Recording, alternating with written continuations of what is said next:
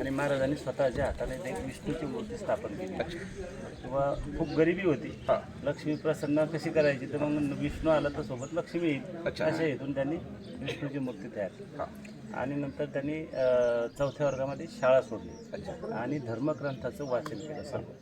आणि नंतर त्यांचे विवेकानंदाचं पुस्तक वाचण्यात आलं आणि विवेकानंदाचे जे तत्व विचार होते ते त्यांना भावले मनाशी. आणि मग त्यांनी ठरवलं आपल्याला हे कार्य करायचं.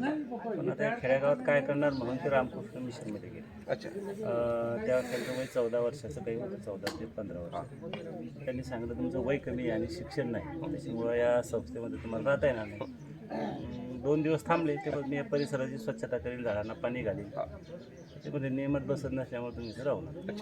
त्यांनी तिथे एक विवेकानंदाची प्लॅस्टर ऑफ पॅरिसची मूर्ती खरेदी केली आणि घरी निघाले. ते आई तर मग तिची ते रोज महाराज घरी नसले की स्नान घालणं, पूजा करणं असं करायचं. मंदिरातून बाहेर आई येत असताना त्या मूर्तीचा एक हात घेऊन महाराज घरी आले, सांगितलं बाबा असं असं झालं. महाराज म्हणले की भंगेली मूर्ती मंदिरात ठेवता येते.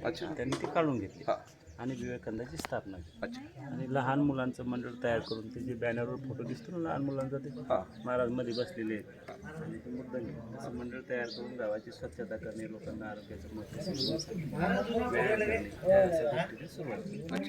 आणि मग इथं आश्रम तयार झाला कौलाचा. ते KG वडतकर गुरुजी जे होते त्यांनी त्यावेळेस ते महाराजांचे शिक्षक होते. ते महाराजांची शाळा सोडल्यामुळे ते यायचे. महाराजांसोबत चर्चेमध्ये त्यांना थोडंसं समाधान वाटायचं. मग त्यांनी महाराजांचं सहकार्य करायचं ठरवलं. त्यांनी त्यावेळेस स्वतःची 13 एकर जमीन दिली महाराजांना. त्याच्यानंतर इथं आश्रम तयार करण्यासाठी त्यांनी सहकार्य केलं, काही वर्गणी केली आणि कौलाचा आश्रम झाला. त्याच्यामध्ये एक पार्टिशन करून पेशंट पायासाठी तिथं व्यवस्था केली. बाहेरचे डॉक्टर लोकांना बोलवून औषधोपचार सुरू केला. तेव्हा सगळं आयुर्वेदाचं होतं. आयुर्वेदाचं असल्यामुळं मग तिथं सगळं रॉ मटेरियल त्यांना आणावं लागायचं. डॉक्टरांनी सांगितलं ते कुठून त्याचं गाळून त्याची पावडर तयार करून त्याच्या पुड्या बांधून ठेवायला वेगवेगळ्या आजाराची. आणि ते नंतर मग डॉक्टर येऊन ते लोकांना द्यायचे.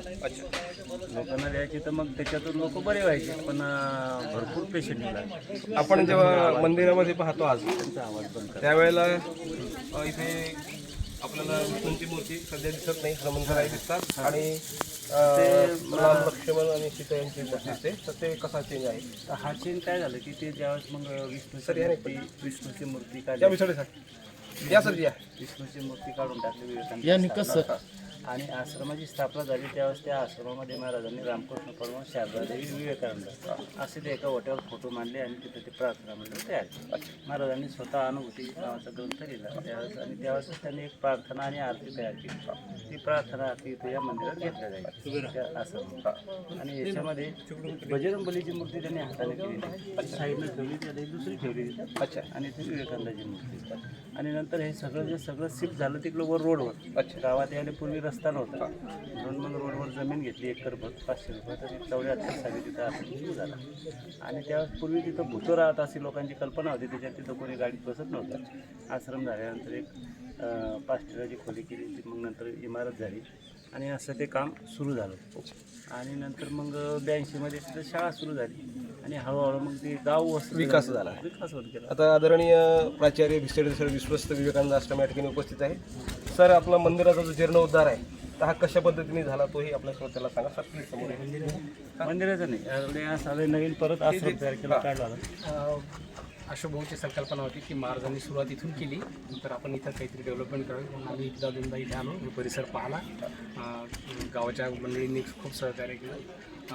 खूपसं जागा जी होती महाराजांची, तिथं महाराजांची वडील कुटुंब राहायचं, त्या जागेच्या आजूबाजूची जागासुद्धा त्यांनी लोकांनी थोडीशी सहकार्यानं दान म्हणा किंवा ग्रामपंचायत हँडओव्हर केली की आपण सर्व लिगल करून इथे सर्व हळूहळू डेव्हलपमेंट करण्याच्या विचाराने बांधकाम करताना उन्हाळ्यामध्ये आम्ही बऱ्याच वेळा येऊन इथे पुढच्या टप्प्यात जे न्यायचं आहे त्याचा हा काही पायावरती आहे. सर, जे आज वर्धापन दिन आहे विवेकानंद आश्रम स्थापनेच्या, त्या वर्धापन दिनाच्या निमित्तानं कोणकोणत्या कार्यक्रमाचं आयोजन केलेलं आहे?